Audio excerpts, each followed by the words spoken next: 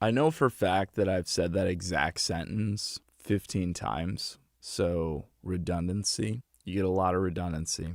You get a lot of contradictions. So, one thing directly contradicts the others. I haven't seen too much of that in here, but I'm sure it exists. I just haven't been looking. What else?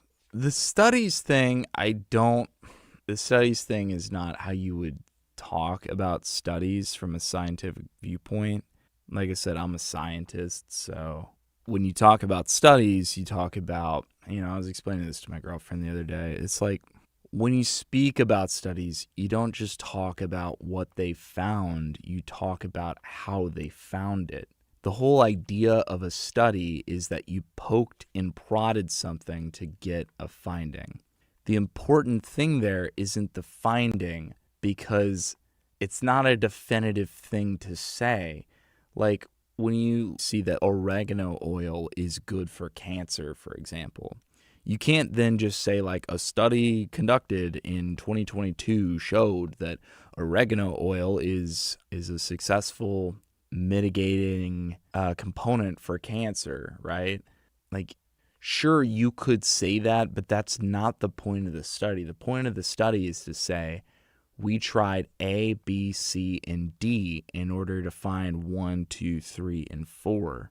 And we eliminated our null hypothesis by doing, you have to show that this is what it is. The reason why the study exists is to say, like, here's what happened when we did nothing.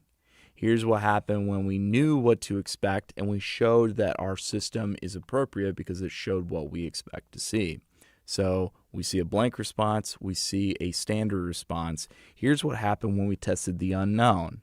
Here's what happened when we tested various levels of the unknown. And as you can see, it grows linearly or logarithmically or exponentially. There's so many different aspects of what a study shows, and you can go into detail about how that study showed that thing, especially in a narrative form. In a book, you have room.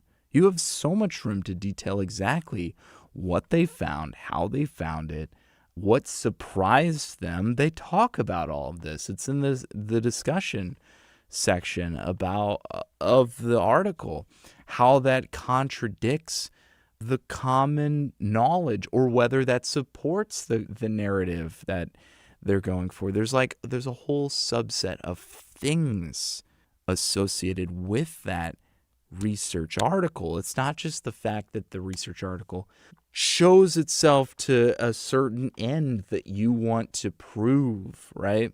That's not why you're doing the science. You're doing the science to poke holes in the thing that you think is true.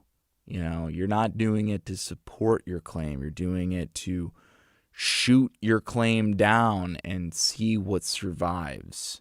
That's what science is. It's taking the marble and saying, I think that thing is made of marble, and then you shoot everything that's not the David out of it. And then you go, yes, the marble is David. Yeah. I love science. Science is beautiful. It's phenomenal. I revere science. I really do. I'm a huge advocate for science, and I just respect it deeply.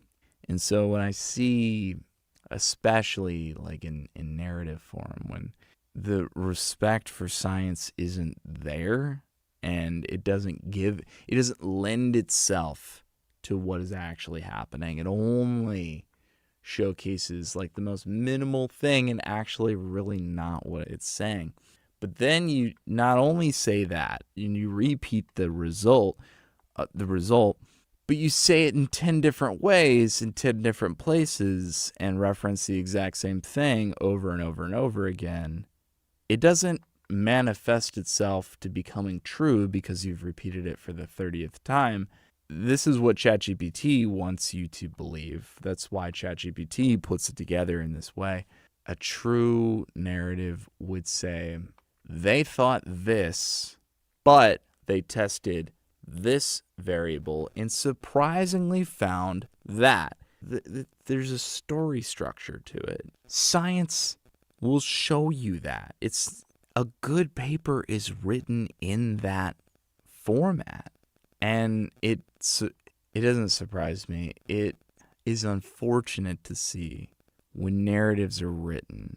Meta, on top of that, taking all of that data, putting it into one centralized narrative, and it doesn't tell those little micro stories. And it instead repeats itself over and over and over again. I think it does a disservice, to be honest. I just think that people should write their own stuff. People should write their own things, especially if they're publishing it and they're putting their name on it.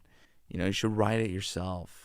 I think it's not only sad when you don't, I think it just robs you. It robs you of the intellectual pursuit of it. It makes it worse for the end user that now has to, not read the thing you didn't write.